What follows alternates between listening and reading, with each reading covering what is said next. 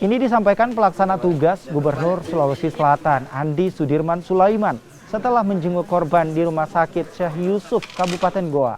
Korban akan ditempatkan di rumah aman agar proses pemulihan bisa lebih cepat dan juga mengurangi dampak psikologis korban. Sementara terkait dugaan adanya ritual pesugihan, PLT Gubernur Sulawesi Selatan ini menyerahkan sepenuhnya pada pihak kepolisian untuk didalami. Tentu kita tidak kembalikan ke sana dulu ya, karena terus pendampingan dulu, rumah ini dan sebagainya di rumah aman lah. Ya, untuk kita pantau terus perkembangannya. Ya, itu aja. Kalau terkait